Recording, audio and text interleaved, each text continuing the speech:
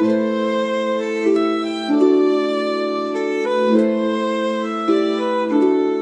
fields stretched endlessly under a sky painted in hues of gold and lavender. Reynard, a humble farmer, had spent his life tilling the soil, his hands calloused from years of labor. He knew little of nobility, nothing of luxury. His world was one of sweat and survival. But when he first laid eyes on Serafina, the kingdom's most sought-after courtesan, something within him shifted. It was not just her beauty that held him captive, but the sorrow hidden in her gaze, a silent plea only he seemed to recognize. Serafina was a woman reserved for kings, lords, and knights, a jewel meant to adorn the arms of the powerful. She moved with a grace that could silence a room, her laughter a melody crafted to enchant, yet it never touched her eyes. To the world, she was untouchable, an illusion woven in silk and secrecy. But Reynard saw past the facade, saw the girl beneath the veil of expectation. It was madness, foolishness even, for a mere peasant to dream of her. Yet, the heart knows no station, and love bows to no man. Reynard had never set foot in the grand halls where Serafina entertained the elite, nor did he belong in the world that owned her. But fate is a mischievous storyteller, weaving lives together in ways no one expects. One evening, while delivering grain to the city, his path crossed with hers. A fleeting moment, just a glance exchanged across the marketplace. Yet in that instant, the world shrank. For the first time in years, Serafina felt seen, not as a prize, but as a person. The idea of a romance between them was absurd, like a fable whispered by firelight. What could a farmer offer a courtesan who dined with nobles? Yet, in the quiet of his heart, Reynard found himself crafting an impossible dream. He imagined her walking beside him through the fields, the wind weaving through her hair, laughter unburdened by expectation. He dared to believe in something more than longing. But longing alone could not bridge the chasm between their worlds. Rumors traveled quickly in a kingdom where whispers carried more weight than swords. The idea of a peasant harboring affection for Serafina was met with laughter, scorn even. Lords scoffed at the notion. What could he possibly provide that they could not? Yet, love is not measured in gold, nor does it require the approval of those who do not understand it. Still, the road ahead was treacherous. Reynard knew he would have to defy more than just society's expectations to stand a chance. Serafina had been courted by kings, desired by the richest men in the realm, yet none had ever spoken to her as he did. He did not seek to own her, to display her like a treasured possession. Instead, he spoke of freedom, of a life untouched by the weight of expectation. It was a foolish notion, she told herself, yet it planted a seed of something dangerous, hope. And hope, once planted, had a way of growing beyond one's control. Love in medieval times was rarely kind to those who dared to cross boundaries. A noble might dally with a peasant in secret, but a courtesan was a commodity, not a woman to be claimed by a farmer. Still, fate is rarely kind to those who play it safe. Reynard's heart burned with an idea so reckless it bordered on insanity. To win Serafina, not with wealth, but with kindness. To show her a life beyond the palace of pleasure, one where she was more than an object of desire. But love alone could not free her. Not yet, for Serafina was bound not just by golden chains, but by the cruel hands of those who saw her as their possession. And the world does not easily surrender its hold on those it claims.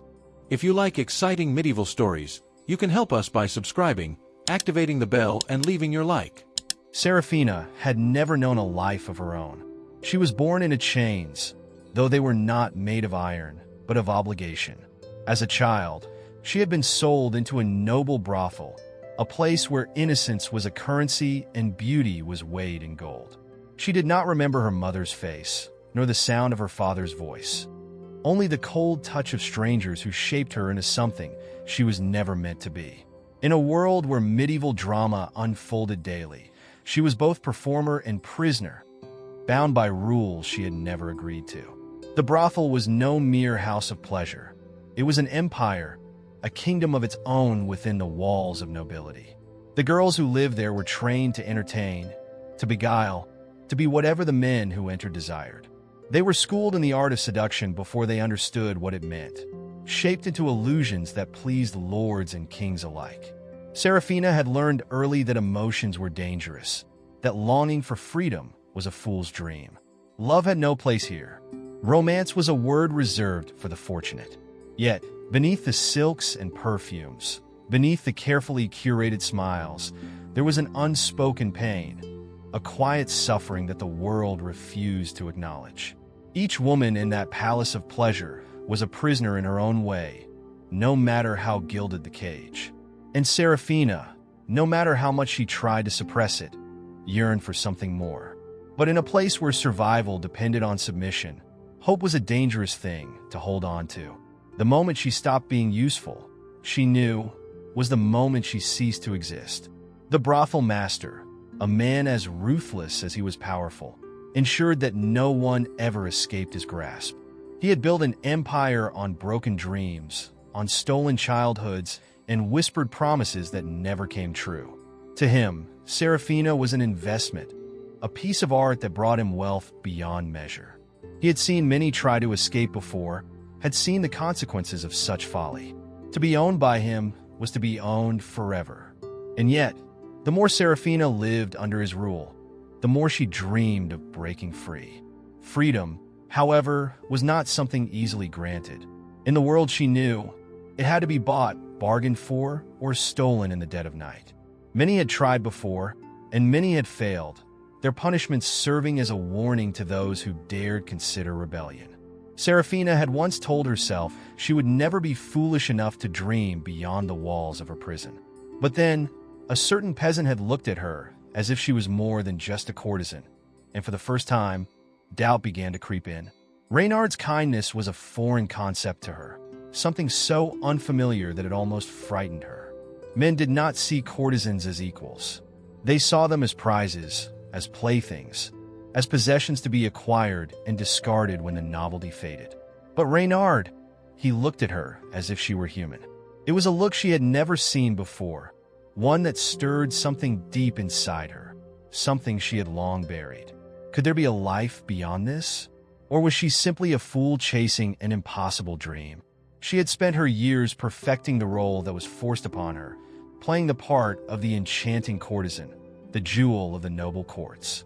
And yet, no matter how flawless her performance, the mirror always told the truth. She was a woman trapped in a life she did not choose. But could she dare to hope? Could she allow herself to believe in the impossible? Or was she merely setting herself up for heartbreak?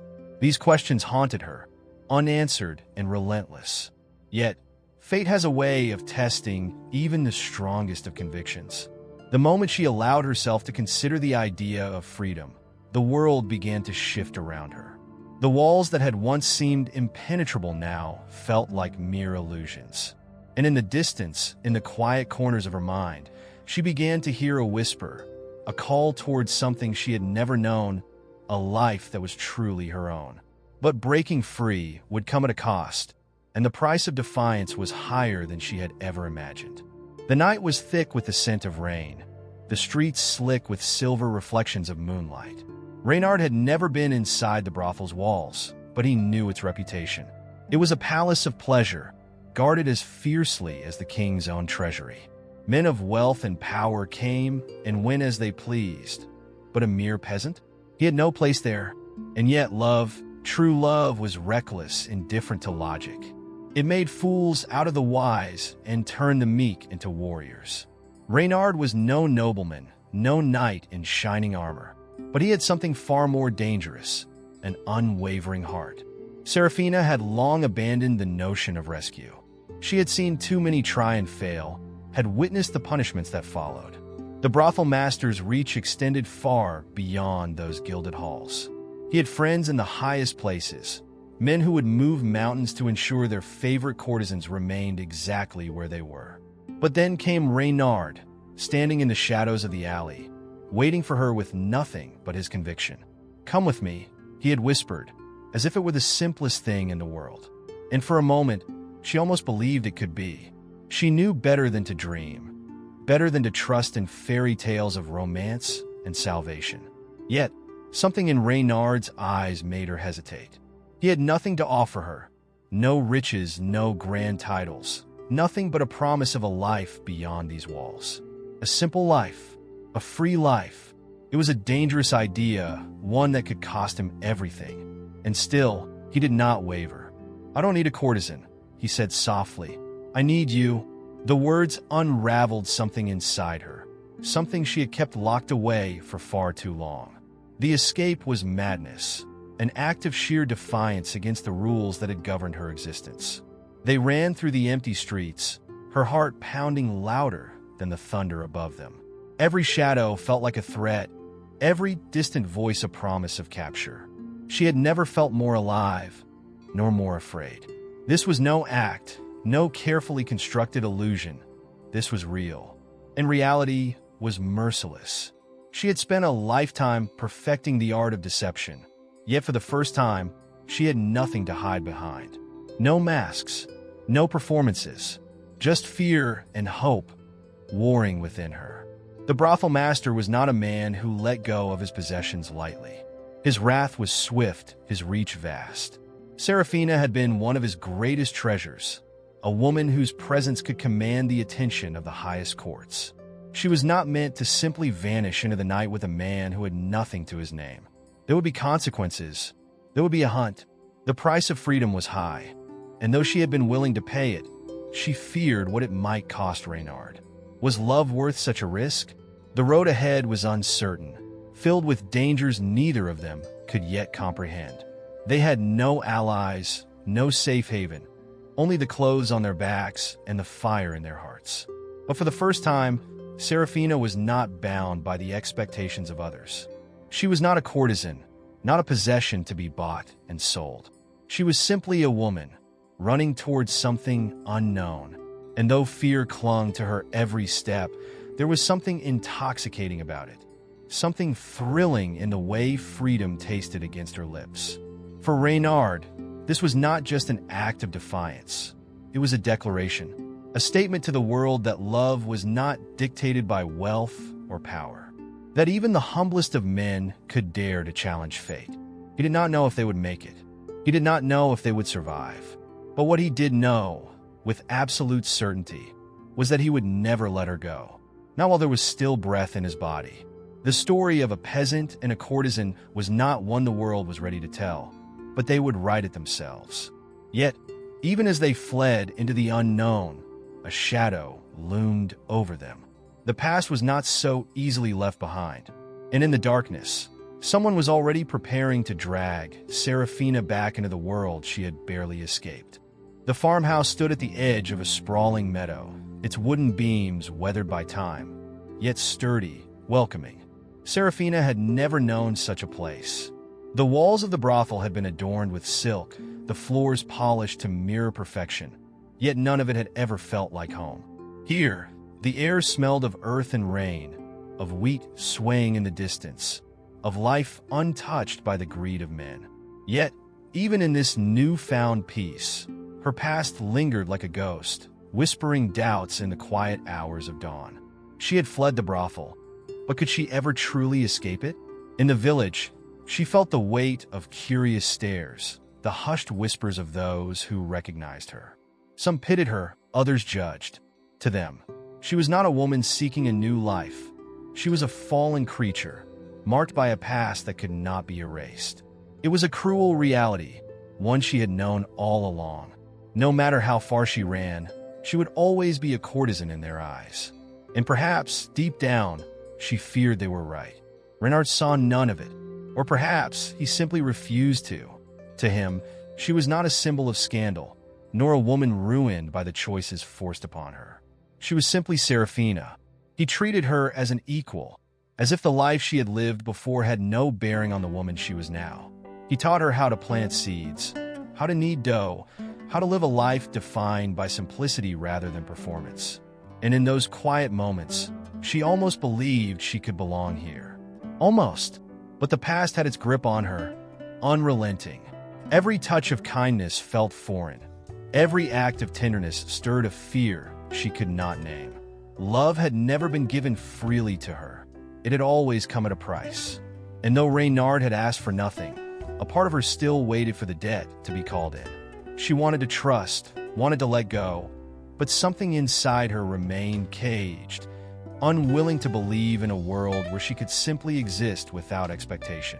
The village women kept their distance, their eyes wary, their voices careful. They spoke in murmurs when she passed, hands tightening around their children's wrists.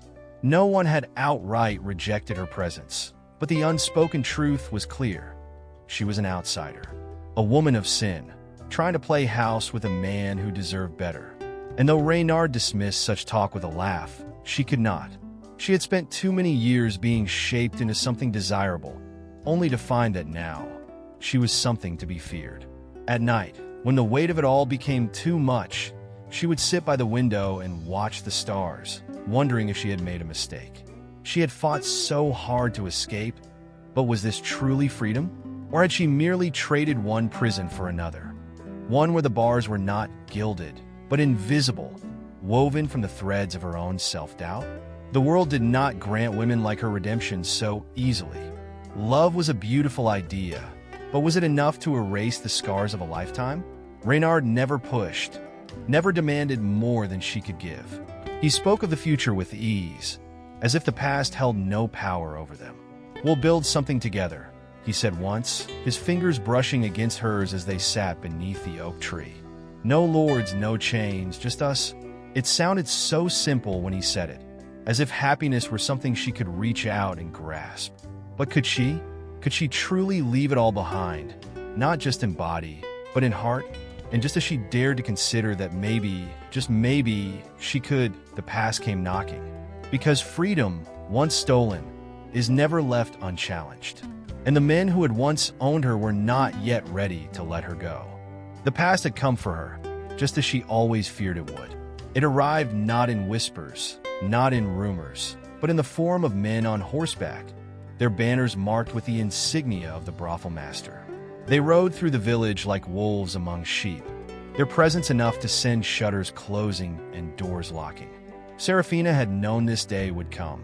She had stolen something that was never meant to be hers, her own freedom. And men like the brothel master did not take kindly to thieves. Reynard stood between her and them, his jaw set, his hands clenched at his sides. He was no warrior, no knight with a sword strapped to his back. He was a farmer, a man of the earth, his weapons calloused hands and an unyielding heart. But love, when tested, reveals itself not in grand gestures, but in quiet defiance. "She is not yours," Reynard said, his voice steady despite the odds against him. The men laughed, their amusement cold and sharp. "She has always been ours," one of them sneered. "You think a peasant can change that?" Serafina could have run, could have let Reynard fight a battle that was never his to win. But something inside her shifted, a fire igniting where fear had once ruled. She had spent her entire life being controlled, being owned. This was where it ended. "I am not yours," she said, stepping forward, her voice steady in a way she had never known before. "Not anymore."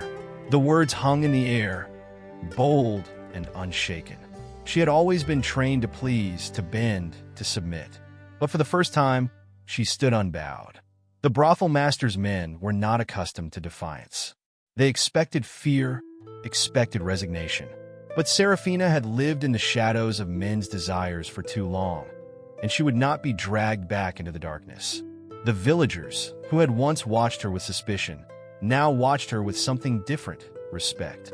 A woman standing against the men who had once owned her was a rare thing to see. And in that moment, Serafina was no longer just a courtesan. She was something else entirely, something unstoppable. The brothel master would not accept defeat so easily, and she knew it. But the world had changed. She had changed. Once, she had been bound by golden chains, her voice nothing more than a whisper among the powerful. Now, she spoke with the strength of a woman who had tasted freedom, and she would not let it be taken from her again. "Tell him," she said to the men before her, "that if he comes for me again, I will not be the one who bends." It was a declaration, a warning, a truth carved into stone. As the men rode away, Serafina turned to Reynard, her breath unsteady but her heart resolute. She had spent so long believing she was unworthy of love, unworthy of something as simple as a life of her own choosing. But in that moment, she understood something she never had before. She was not broken. She was not beyond redemption. Love had not come to save her. It had come to remind her of who she had always been beneath the masks, beneath the fear. And she was ready to live. The village, once cold and unwelcoming, now saw her in a new light. She had not just fought for herself. She had fought for every woman who had ever been told she belonged to someone else. She was no longer a courtesan, no longer a possession passed from one hand to another. She was Serafina, and she was free. And as she turned to the man who had risked everything for her, she realized that love was not a cage, it was a choice. And she was finally ready to make it. As she took Reynard's hand, the past loosened its hold, fading like a shadow at dawn. The story of the peasant and the courtesan was no longer a tragedy whispered in secret. It was something else now, something real, something worth telling. And though their battle was over, their story had only just begun.